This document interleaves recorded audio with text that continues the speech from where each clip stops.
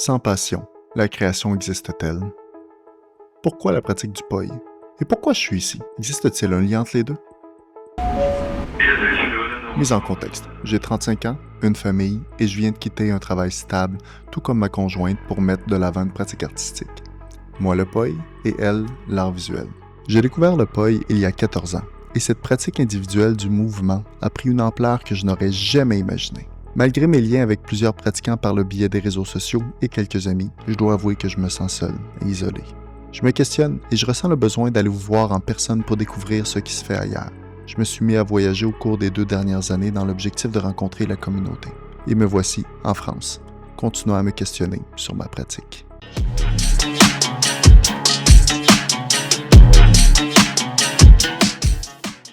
Est-ce une bonne idée de mettre de côté la stabilité pour vivre notre passion? Est-ce un chemin vers le bonheur? L'amour de notre art s'effrite-t-il lorsqu'il est transformé en travail? Ce vidéo-reportage se veut un partage de pensées de plusieurs artistes du mouvement qui, après d'innombrables heures de pratique, ont fait ce saut. Merci à Axel Bellache, Thibaut Michel et Théo Azoulay pour leur partage et leur sincérité devant la caméra. C'est par le partage d'entrevues que je vous invite à réfléchir avec moi à ces 3 questions. Pourquoi pratiquez-vous? Quelle est votre mission de vie? Et est-ce qu'il y a un lien entre les deux?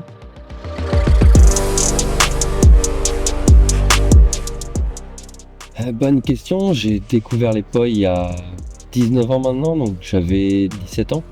Et j'étais sur la plage avec des copains comme beaucoup de gens. Et sur la plage le soir, l'été en France, il y a des gens qui font du jonglage de feu. Et j'ai vu ça sur la plage, des gens qui en faisaient. Et mais je veux faire ça quoi. Enfin, je veux ressentir ce que la personne a l'air de vivre parce que je sais pas, j'ai envie quoi.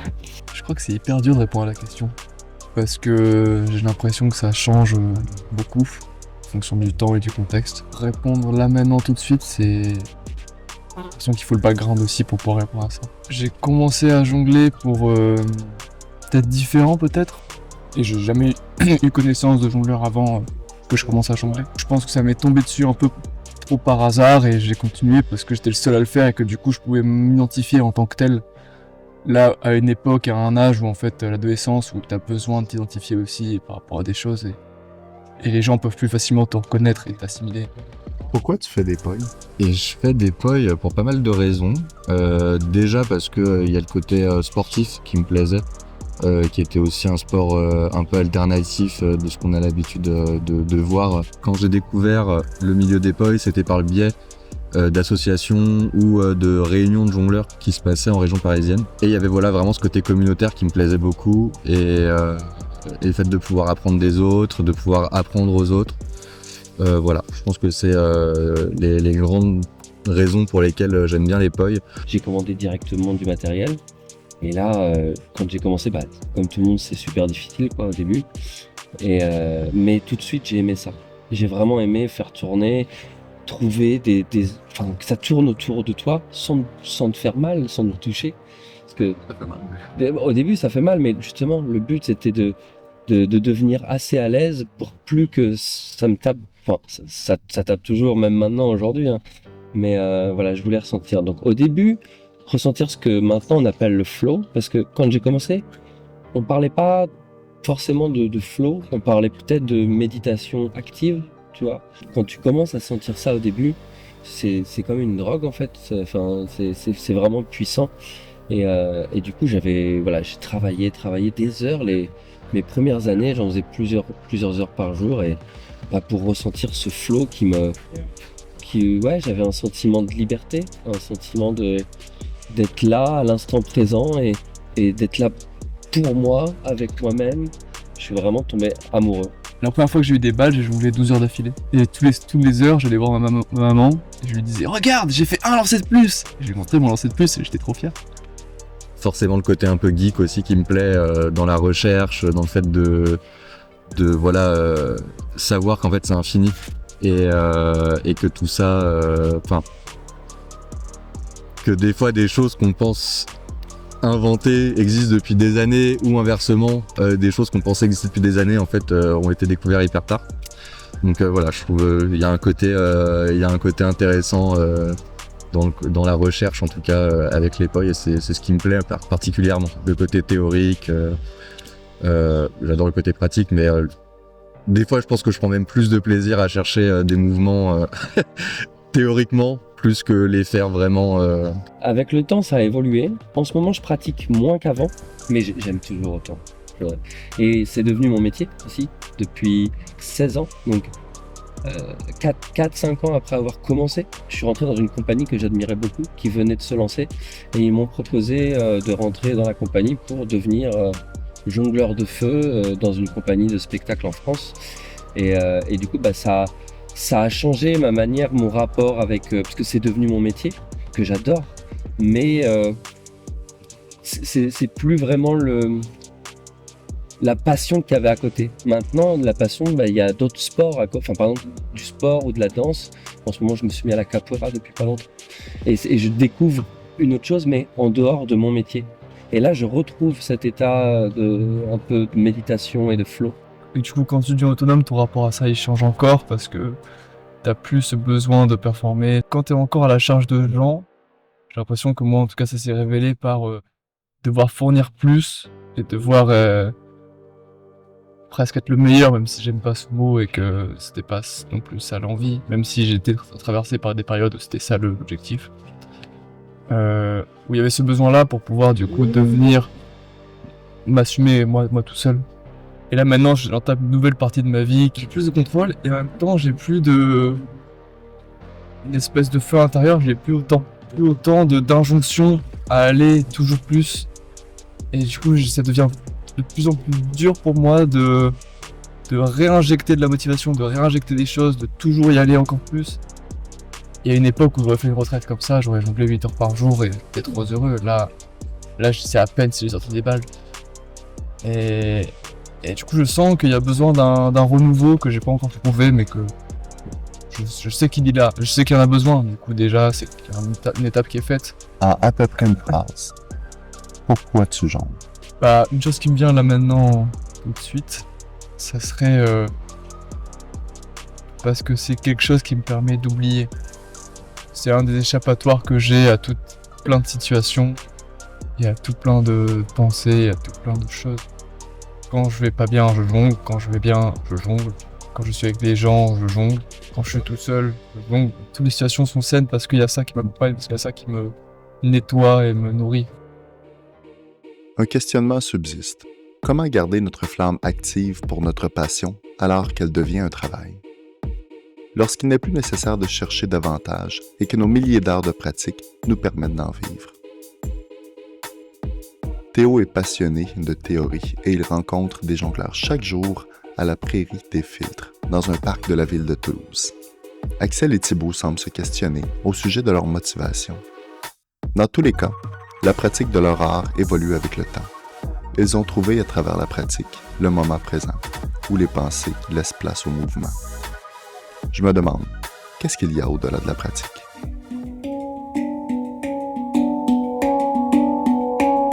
Pourquoi je suis ici sur la Terre? C'est une bonne question, ça. Je sais pas trop. Peut-être que c'est pour faire de la recherche dans les POI. J'ai réfléchi un petit peu parce que tu m'avais posé la question en amont et même ma copine elle m'a dit mais tu vas répondre tes amis. Je dis ouais, c'est ça, elle me connaît bien. L'amour. Quand je disais mais c'était peut-être pour faire de la recherche en rigolant, peut-être qu'au final c'est pas si faux dans le sens où je pense qu'on est aussi là pour faire partie d'un grand projet de groupe, tu vois. Et on s'en rend pas compte forcément. Et des fois c'est par des initiatives qui sont pas forcément des initiatives collectives et qui vont être justement très auto-centrées des fois, parce que quand j'ai fait des POI, à la base c'était pas pour apprendre aux autres. Quand j'ai voulu vraiment devenir fort en POI et c'était pour moi parce que je trouvais ça cool, que je trouvais ça trop bien de pouvoir apprendre encore des nouvelles choses, et c'était aussi plus facile. Parce que quand tu compares ça par exemple à des massues ou à des balles, ça fait tellement longtemps que ça existe et il y a tellement de gens qui en font depuis si longtemps que c'est très dur aujourd'hui de créer des choses nouvelles. C'est pas impossible, mais c'est très dur. Alors qu'en POI, il y a tout à faire. En fait, les gens commencent à peine à comprendre qu'on peut les lancer alors que ça a toujours été le cas. Ouais. Tu vois ce que je veux te dire? Il y a quand même vraiment ce truc-là de faut oser et je pense que c'est ça que j'aimais bien quoi dans les poils. C'était vraiment le côté d'oser faire des trucs que les gens faisaient pas. Je vis pour vivre des choses avec les gens. Un de mes objectifs de vie, c'est d'être doux. C'est ça le but ultime. L'amour et surtout l'amour de mes proches. Les proches, la famille forcément, mais des fois on la choisit pas, donc des fois on n'a pas toujours d'affinité avec la famille. Mais la famille pour moi c'est les amis, les copains. Là j'ai déménagé depuis le Covid en pleine forêt avec ma copine et du coup j'aime ma solitude dans la nature, là où j'habite. Mais mes amis me manquent beaucoup et la force que je retrouve quand je suis avec eux, c'est ça qui me rend vivant et je pourrais, je dirais pas je pourrais mourir pour mes amis. Si, d'une manière je pourrais, mais en même temps, c'est eux qui me transportent avec eux dans mon voyage qu'est la vie. L'amour et la douceur de Thibaut est un objectif de vie modeste et complet. Saviez-vous que la recherche de Théo a su inspirer Beau à faire de la jonglerie avec les poils? C'est de cette rencontre que Beau a laissé les diabolos de côté pour se mettre à la jonglerie et influencer le monde du poil que nous connaissons aujourd'hui. La famille et les amis que parle Axel nous permettent de constater la puissance motrice et l'importance de la communauté. Je me permets de vous parler de mon voyage après la retraite de mouvement, organisé par Poil Retreat, dans laquelle j'ai partagé des moments avec des êtres humains uniques et inspirants. Je suis parti à Barcelone, entouré d'individus qui ont profondément marqué le papa de famille de 35 ans, qui se couche à 9 h du soir et se lève à 6 h du matin, chaque matin, même la fin de semaine. C'est avec Jessie, Evelyn, Christian, Rory, que j'ai roulé 5 heures dans une auto, beaucoup trop petite pour 5 personnes avec beaucoup trop de bagages, jusqu'à Barcelone. L'intensité de cette ville, wow! Veiller jusqu'à 3 heures du matin, visiter des endroits complètement fous comme le parc Güell, la Sagrada Familia, sortir dans un bar pour me retrouver sur le bord de la mer Méditerranée avec un jam de feu qui commence à minuit en bonne compagnie. Un matin, alors que tout le monde dormait, j'ai pris le temps de m'arrêter dans un café et d'écrire ces mots, les larmes aux yeux.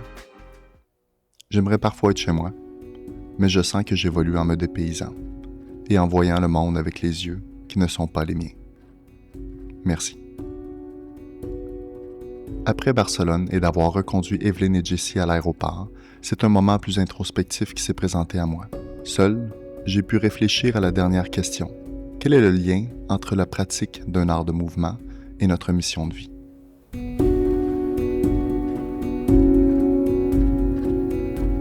Le lien entre l'amour et la pratique du mouvement de la jonglerie. Est-ce qu'il y en a un? Je crois qu'il y en a un, ne serait-ce juste que par cette étape de jugement, cette étape de s'autoriser ou s'interdire à faire des choses. Ça passe que par l'amour, c'est que parce que tu aimes profondément ce que tu fais, ou que tu aimes profondément te voir dans ces états-là, que en fait tu le fais. C'est très dur quand tu commences et que t'es pas le meilleur, ou que tu sens pas à ta place, que t'es pas très fort, de réussir à trouver cet amour-là en toi et cet amour de ta pratique, tout ça.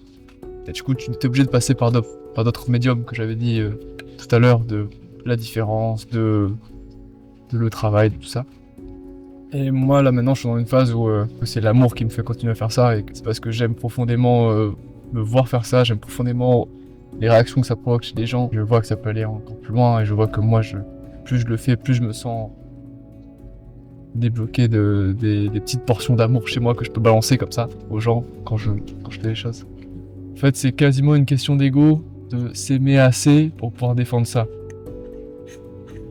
C'est un peu bateau, ou ça peut paraître un peu prétentieux, mais je crois que c'est quelque chose que je suis très heureux d'avoir maintenant et que je lâcherai pas pour rien au monde, quoi.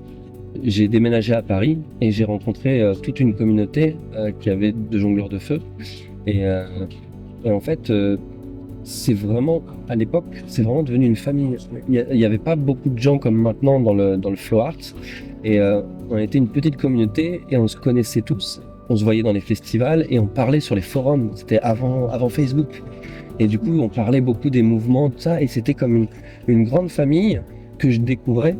Et en fait, ça a changé ma vie parce que c'est devenu ma vie, le flow art et mes amis se sont connectés en fait. Et aujourd'hui, mes meilleurs amis, c'est des gens que j'ai rencontrés dans le Flow Arts il y a 15 ans, quoi. On est vraiment, par exemple, Mist, Kevin de Super Show, d'autres aussi. C'est vraiment, on s'est rencontrés il y a 15 ans et on est toujours là, connectés autour de la même passion. C'est devenu ma famille, donc c'est le rapport. Les Poi m'ont amené à avoir une nouvelle famille d'amis proches et que j'aime fort. Donc ouais, c'est connecté. Ça m'a permis de savoir ce que je voulais faire dans ma vie. Ce qui est quand même plutôt important, je pense. Ça m'a permis du coup de me découvrir moi, de trouver un métier qui me plaît, dans lequel je m'épanouis. Ça m'a apporté une certaine stabilité, quoi, aussi. Parce que quand on a un but, dans tous les cas, ça apporte de la stabilité, peu importe le but. Il y a des gens, leurs buts, ils sont plus concrets, comme s'acheter une maison avec un crédit, avoir une voiture, etc. D'autres, ça va être monter une société de jeux vidéo. Bah moi, c'était devenir bon en pote. Voilà, c'était mon but. Et vu que c'est un but qui est difficile à atteindre, si ce n'est presque impossible, bah ouais, c'est difficile de terminer ce but. C'est difficile de le terminer, ce but-là. Du coup, c'est bien. Je sais que ça va m'accompagner longtemps, quoi. Je pense que ça m'a appris de l'humilité, un peu. Voilà. Ça, c'est ce que m'a apporté les Poi aussi dans ma vie à moi. J'ai mis un peu mon ego de côté. Voilà. En mettant notre ego de côté, ça nous permet de concevoir les pratiquants autour de nous comme des collègues et des sources d'inspiration. Personnellement, j'ai longtemps eu de la difficulté à ne pas être le meilleur, et ma pratique était motivée par ce vouloir de grandeur. Suite à une dépression, et avec le temps, je découvre la richesse du savoir qu'ont les autres artistes qui m'entourent, et je découvre que nous passons tous par un chemin truffé de similitudes concernant notre ego. Comme l'a mentionné Thibaut, lorsque je vais bien, je jongle. Lorsque je vais mal, je jongle. Cette phrase reste dans l'esprit et me rappelle que le bien-être réside dans la pratique et l'investissement de notre temps dans quelque chose en quoi on croit. Thibaut a aussi mentionné que c'est par l'amour de soi que l'on peut aussi donner et partager. C'est en ayant un verre plein d'amour qu'il peut déborder. Le rire de Théo semblant vouloir dire que c'est absurde de passer une vie à rechercher des mouvements et à partager ces moments me fait réfléchir. Nous sommes tellement habitués à une société de consommation et à des buts de richesse que l'essentiel nous file entre les mains. Pourquoi pas ralentir et partager ces moments de jonglerie avec des êtres humains, chaque jour, au parc, en compagnie de son chien? N'est-ce pas une façon saine de vivre sa vie? L'amour que porte Axel pour ses amis est beau et sincère. Serein dans sa solitude et vivant en compagnie des autres, c'est un être humain qui écoute et observe. Partageant ses connaissances avec modestie, il fait briller les autres. Tous partagent quelque chose de plus grand que leur ego, l'amour pour ce qu'ils font et pour leur famille. Et moi, j'ai l'impression que le lien entre ma pratique et mon but de vie est le partage. Le partage de connaissances, certes, mais aussi de permettre le partage de vos points de vue à travers cette vidéo, ainsi que les prochaines. Une question réside pour moi. Comment trouver un équilibre dans ma vie, avec ma famille, mes amis, ma pratique, mon travail, les réseaux sociaux, ma santé physique et mentale? Comment la pratique peut être synonyme de bien-être tout au long de notre vie? Et le bien-être, c'est quoi? Il reste un mot à dire. Merci. Merci à toi.